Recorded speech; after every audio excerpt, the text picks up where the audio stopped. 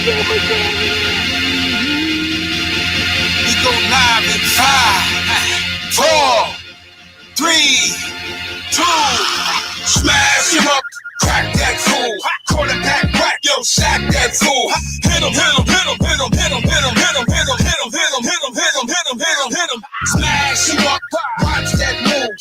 Wind too swift, can't catch these dudes. Can't hit him, hit him, hit him, hit him, hit him, hit him, hit him, hit him, hit him, hit him, hit him. Listen, listen, listen, hit him, listen.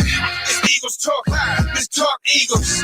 Philly bleed green, it's from your people. Fly, Eagles fly. Let's beat the squad. Big Pat shelling, Dante the dark job. Drop the stats on them, drop the facts on them. Spur game, baby, let's get it on. What's going on, Eagles family? As you can see, it's me, Pat, your boy, Dolo Solo, because our boy Dante the Dark Knight is still celebrating his birthday.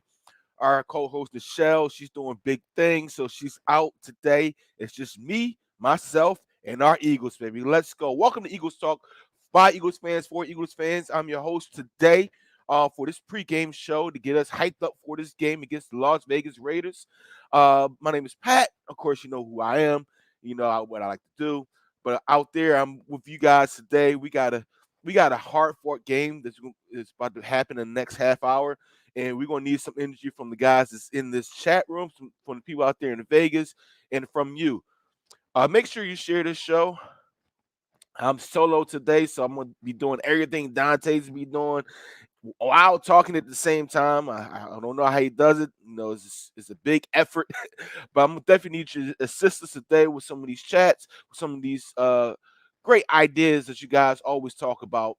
And again, welcome to Eagles Talk. Make sure you get your shots and your drinks ready, because that's what we do here. We ain't broadcast journalists. You know, how we do it is we have fun. We're fans, and we speak the fan language. That's what we do here. Without any further ado, I'm going to get this quarter started.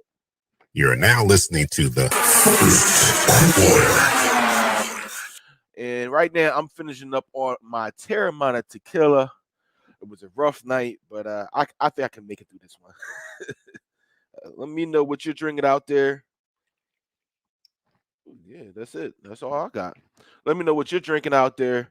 And as we go down the hatch and salute our Philadelphia Eagles, 3, 2, 1.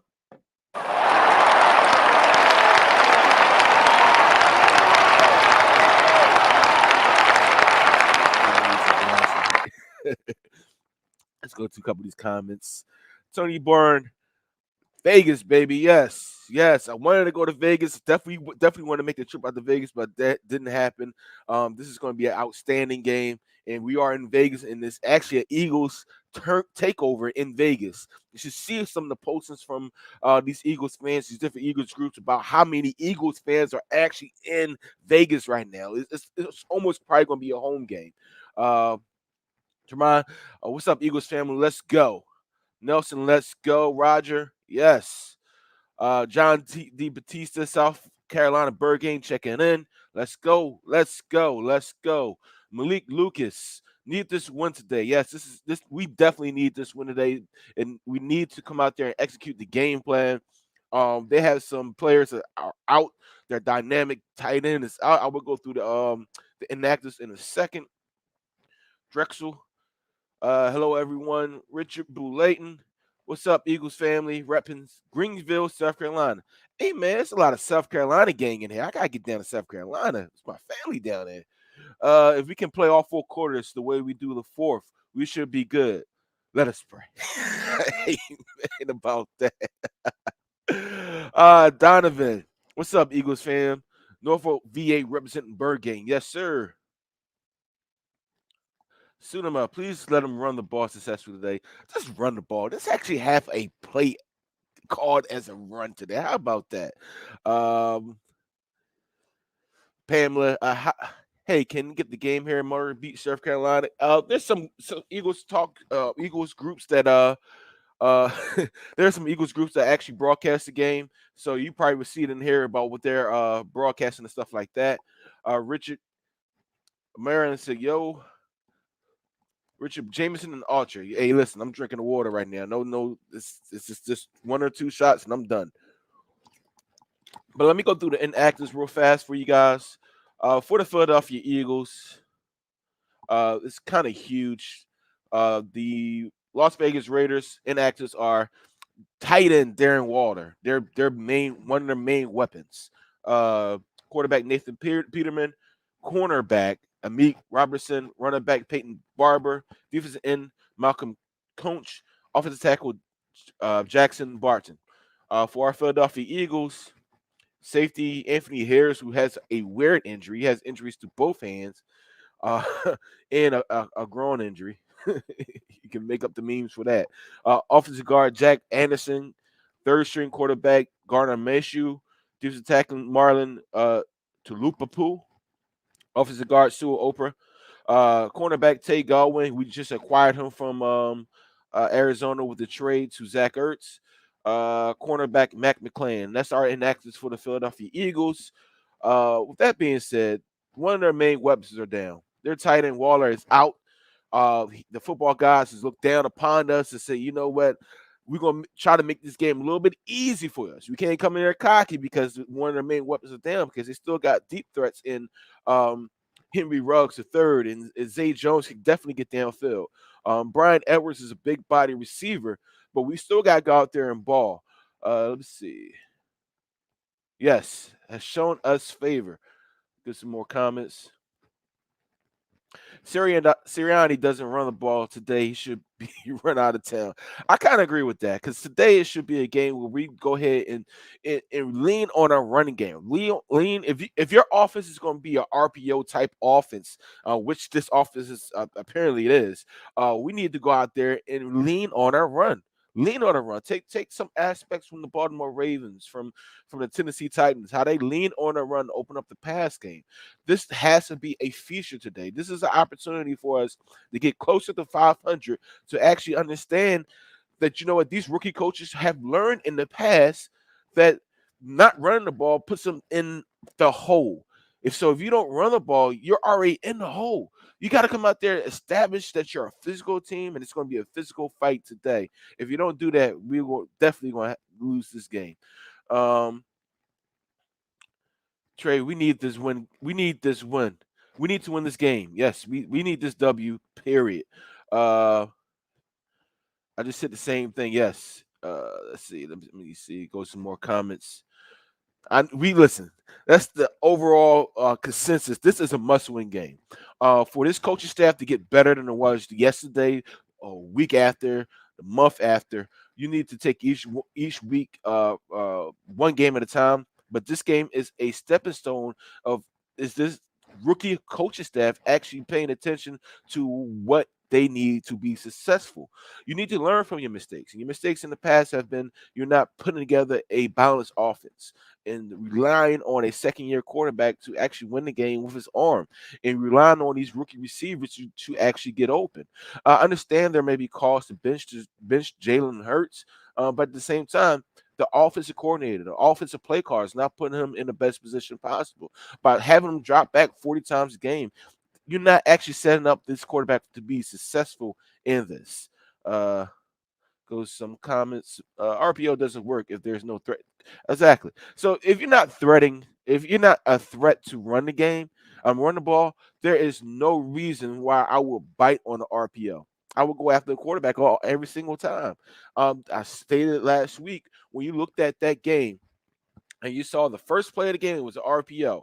The defensive end crashed down on the running back. The linebacker swung around, and his sole responsibility, wasn't making the tackle on the running back. His sole responsibility was the quarterback. That if the defensive coordinator understands that and their players understands that philosophy when it comes to RPOs are dead in the water. Period. All right, let's be honest. What's going on, Frank? Boston Scott disappeared, and he was productive in every game he played. Yes, he was productive in every game he's played last year and the year prior. We do need him get him action in the game, but in reality, Gainwell is an absolute monster. We need to get all three of these running backs active in this game plan. We don't need to sit these guys and save them for the second half, save them for special situations. Go out there and just dominate with these running backs. Dominate with these guys. Hey, cuz, yes, I'm all by myself today. Dante's having a bad time from yesterday. He's still celebrating his birthday. Shout out to Dante.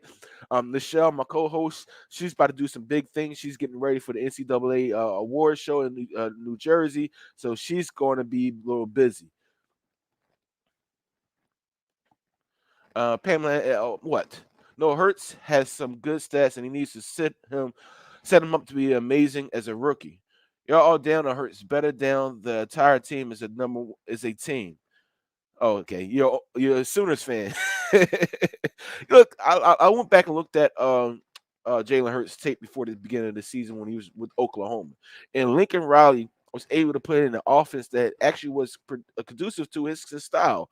It wasn't a straight up RPO. It wasn't a screenplay. It was actually a down the field game. It was a bunch of deep crosses, a bunch of seam crosses. It was a bunch of good plays sprinkled in there with some RPO action because his ability to run with the ball, but also you had a dominant receiver in CD Lamb with those Sooners. So they were able to hit some gashes, some different plays with this offense. And Sirianni need to take some cues from Lincoln Riley and do the same doggone thing. Jeremiah, we are yes, very, very, very predictable. Listen, I haven't played football in so long. A lot of these people that are we are couch coaches. When you look at the game and you can predict that they're gonna win bubble screen here, bubble screen there, you're gonna run a RPO here, run RPO that. Then in the third quarter, you decide to say, you know what, they're gonna throw a deep ball. You are predictable. I mean, like I said during the upon further review, for a corner to see a wide receiver block because the wide receiver can only block 1 yard downfield in the NFL. So the wide receiver just turns to set up a block. I would tell my cornerbacks crash that, hit that all the time. There's no pass interference. Hit that all the time because the receiver is trying to set up a block to establish that bubble screen. That crap is not successful. It's not a successful play in the NFL if it's ran week in and week out and it's part of the actual overall offense. When we become predictable, these defensive coordinators know what's going on. These guys get paid to dissect what the offense is going to do and come out and be better than the offense, to understand the concept, to understand the different reads, the key on these quarterback tendencies so they can attack their offense. These defense coordinators, that's what they get paid for. And for us to sit there and think week in and week out that these bubble screens, these RPOs, um, it's going to work without a legit running game. You're fooling yourself. Let me go back to some more comments. Uh, Drexel, maybe Sirianni is waiting for the weather to get cold and windy. I don't know, but what's he waiting for, man? Uh, let's go to some more comments. Y'all got it out. Y'all having it out about Jalen Hurts in the comment section. I see that. I'm not putting that up there. If we run more than 5 screens today and see that isn't working and still use it, I'm going to lose. Listen, you're not the only one's going to lose their mind because this bubble screen should only be ran at least 3 times a game, at least 3 times at most. And I'm being generous with actually saying run a bubble screen. And in reality, we don't need bubble screens. You got dynamic receivers. Yes, I said dynamic receivers. Utilize them. Utilize them. Freaking Jalen Rager had like a 44-yard pass interference call him last week, but he clearly beat the defensive back twice. Yes, it was a poor throw by Jalen Hurts, but at the same time, if we continue with this type of offense, we're able. I believe our receivers are better than the corners that we go against week in and week out, especially Devontae Smith. If you have a chance and you have the opportunity to go back and look at all 22, take a look at the routes that's being ran by Devontae Smith. Uh, kind of ignore the routes ran by Jaden Rager, but look at the routes ran by Devontae Smith and Quez Watkins at times. These guys are constantly beating their man and getting open, and we need to take advantage of that. They should have took news from Jalen. He was good. He needs a little help. Yo. Listen, like I said, take the playbook from Lincoln Riley. Matter of fact, hire Lincoln Riley as offensive coordinator here at the NFL with the Philadelphia Eagles because that's needed. I got to take a drink of water. Yes, Eric. Fly Eagles fly from the West Coast. I hope you're at the game because you're over there in the West Coast. Just take that hour drive or 4 hour drive down to Vegas and enjoy the game and get in that sea of Eagles green because we are thick in the Vegas right now. Let's see. Still talking about Jalen Hurts in Oklahoma. I mean, he's 2 years removed from Oklahoma, uh, but we're not putting him in the best position at all. Lewis said, use the middle of the field. Why don't we use our tight ends down the middle? Why is Sirianni so scared of the middle of the field? Listen, I can't. I don't know why he's scared of the middle of the field. We should be taking advantage of our tight ends. Well, when we had both tight ends, Zach Ertz and Dallas Goedert, you take advantage of those guys, run those screens, run those routes that Doug Peterson used to route. The middle of the field is always open. And the thing about it is, if you're going to run a trips type offense, you're going to run a 5 wide offense, a 4 wide offense, and you're constantly using tight ends, you're taking your best athletes off the field. You are definitely taking your best tight ends, your best athletes off the field by using tight ends constantly. But yes, get the ball into Dallas Goedert's hand. He is the number 1 tight end on this team now. He know it. He's going to get paid like it, and we need to make sure that he is receiving those middle of the field throws because, I mean, he's going to be a difference maker today, I believe so. Besides being National Tight Ends Day, it's also Run the Damn Ball Day. I am in agreement with that, and with that being said, let's end this quarter. And that's the end of the quarter. Listen, you're watching Eagles Talk by Eagles fans for Eagle fans. My name is Pat. I'm here with myself. My cousin Dante, he's under the weather because we're celebrating his birthday. My other co-host Nichelle, she's getting ready for a big auspicious event in New Jersey. Shout out to Nichelle doing her thing. But we're here. We're getting ready for our Philadelphia Eagles to take down these Las Vegas Raiders. How do you say the Raiders? We about to destroy them. We about to get them destroyed. We about to put some points up. Then we're going to, after the game, we're going to go celebrate at the Caesar's Palace where Caesar used to stay. So I'm taking one last shot because we got about 12 minutes before the game starts. And I'm finally finishing off this bottle of Terramata. Yeah, that's it. That's all. That's all I got. Let me know what you're drinking out there. Shout out to Pamela. Appreciate you for tuning in, Pam. I'm a Penn State guy, so I'm not really an Oklahoma fan, but go. Go Eagles. Yeah, we lost yesterday, so I had to bite that bullet. As we get ready for this game, it's time to get a little hyped up. So I am drinking the Terramana Tequila. Let me know what you're drinking out there. I'm gonna finish off the bottle, and I'm still struggling from last night myself. So our Philadelphia Eagles getting this W, getting this win. And to our Philadelphia Eagles fans taking over Las Vegas. Cheers to you guys. Down the hatch, 3, 2, 1. Eagles Talk, the #1 Eagles coverage show on Facebook. That is by Eagles fans for Eagles fans.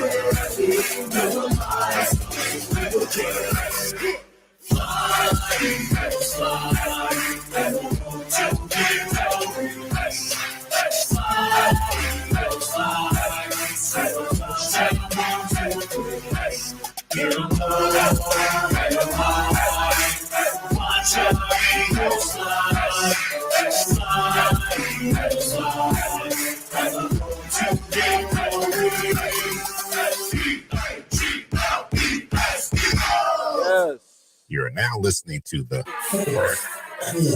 Straight to that fourth quarter because the game is about to start. We got about 9 more minutes. Get ready for the Eagles to take over the city of Las Vegas. as we destroy and beat up on the Raiders.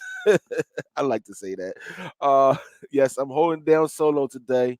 I'm struggling. I will get some Gatorade. I'm drinking a gang of water. I already took my refresher pills, so I'm good. I'm feeling better. Dante is down. I wasn't with him last time. I actually DJ'd last night, but Dante was still celebrating his birthday. Our girl Nichelle, she's out doing big things. She will be attending a NCAA gala today. So shout out to Nichelle doing big things in the city of Jersey. Um, yes, I'm definitely holding it down today by myself. So this is an open invitation to a lot of you guys out there that you talk a lot into the chat room. We appreciate your conversation, but sometimes we do need co-hosts, guest co-hosts to come on the show because there are days like this where we don't get paid for this. We do this straight for the love and passion of our Philadelphia Eagles. And today will be a great day to have a special guest. But you know what? Forget that. As we get ready for our Philadelphia Eagles to take on the dreaded Las Vegas Raiders in this big city, the Sin City of Vegas. Uh, you know what? I think we need to really understand the game plan that Sirianni is going to put forth. He needs to run the football to be productive. Shout out to Pamela. Yes, I'm happy that you're a Penn State fan. I'm a Penn State fan. I'm a Penn State alum. I love that school, and I hate that we lost, but I'm not even gonna talk about that right now. Charlie, thank you, my brother. Thank you for tuning in. I just saw my cousin on here. What's going on, Kyle? Today it has to be a collective effort today. It has to be a collective effort from the offense and defense to be not so vanilla. All right. For our defensive coordinator, Jonathan Gannon, I need him to be on his P's and Q's. I know all week they prepared for Darren Waller to be an aspect of this game, but now since he's out, you still have a offense that's dynamic. You still have quarterback David Carr, who's considered a top 15 quarterback in this league. You still have Josh Jacobs, who's a very dynamic running back. You still have the fastest receiver in the league. Well, second fastest receiver in the league, who's actually coming into his own, and Henry Ruggs to third. Zay Jones is a very good possession receiver. Braylon Edwards is a big body receiver that goes up and gets the ball. So they do have some guys that can get together and really put it on us if we're not prepared. With that being said, I mean the only aspect of this game that I see us uh, losing if we don't dominate the line of scrimmage. Let's be honest. This is a game for us to be dominant on the line of scrimmage on both the offensive side of the ball and defensive side of the ball. Today we get Lane Johnson back. When we slide Jordan Mailata back over to the left tackle position, his go-to position, and we need to be dominant. We need to use these guys. Utilize this offensive line, and let's run the ball. Let's get under center. Let's get in that single back set. Matter of fact, Jack Straw is here. Let's go into the hybrid type fullback set that we've seen once before. Let's be dominant on the line of scrimmage with the running of the football. Let these defensive linemen do what they do best. Get after the quarterback. Don't protect these the deep ball. Be bold sometimes. Go man cover one and let's get after Derek Carr because he can scramble and make big time plays. Let's just put it on him so he gets rattled, and when he gets rattled, he makes a lot of mistakes. All right, let me get out there. Oh, wow. Yeah, I'm 2000 to 2004. No, I didn't go back in the 80s. So let me get some ideas from you guys. What are your predictions today? What do you think the outcome of the game is? Let me get some predictions out there. I'm gonna give you mine in 2 seconds. Jason, today we get back on track and let's go Birds. What's up, Keith? Should have stayed here for the game, my brother. Pamela Ann said, yes, run the ball. Run the ball. And I have to harp back onto this coach from the Chargers. He said, in today's NFL, yes, it is a passing league. But in order to be successful in passing the ball, you have to mix in the run. You have to be physical at that line of scrimmage and run the football. Because if you do not run the football, Now the defensive ends pin their errors back and go towards quarterback. Some of these coordinators will put 6 and 7 defensive backs out there just because they know you're not running the football, you're not being physical. So we need to be physical with this. I've been seeing this a lot. Jordan Mailata is 6'8". I'm gonna be honest with you. Yes, he's a big guy. He's played rugby, but he's 6'8". All right. As somebody 6'7", I see somebody 6'8" come to me. The first thing I'm doing is taking his doggone legs out, and that's the end of that. Plus, he's excelling at tackle position. I don't want to put him in that position where he can actually physically get hurt, because he hasn't did it in such a long time. He hasn't been running with the football in such a long time that I would not want to put him in that position. Drexel Davis, Eagles 13. The other team 10. That's how I'm gonna say it now. Yep, I just said that, Jason. Lewis 30-27. Eagles. Listen, if we win by, that's a shootout. I mean, 30-27, that's a shootout. I don't want us to be in a shootout with this team because I'm not too sure about our defensive coordinator. I'll be honest with you. And with that being said, my prediction, because we got about 3 more minutes before this game starts, my prediction is that if we are able to control the line of scrimmage, if we're able to actually physically beat up the Raiders, because we should today. If you look at what they're coming at us with, they have a whole banged up defensive front. They have a banged up offensive line. We should be able to dominate both lines of scrimmage today. We should be able to dominate both lines of scrimmage today. Hey, Drexel, I'm not too sure about a post game. There may be a post game depending on what the outcome is. I will let you know in the chat. And with that being said, you guys, there will be a game day chat on Eagles Talk and on Facebook. So just tune into that. And we pin to the top and be a featured pin. So if you want to talk Eagles stuff during the game, there will be a game day chat for you. Yes, we got a blitz. We definitely got a blitz.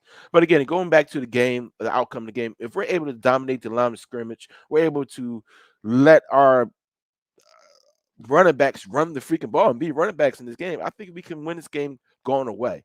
But with that being said, it's very difficult to predict this game because I don't know what Sirianni is going to do. I'll be honest with you. If he comes out there with RPOs left and right on the first play, then be hard pressed to win this game.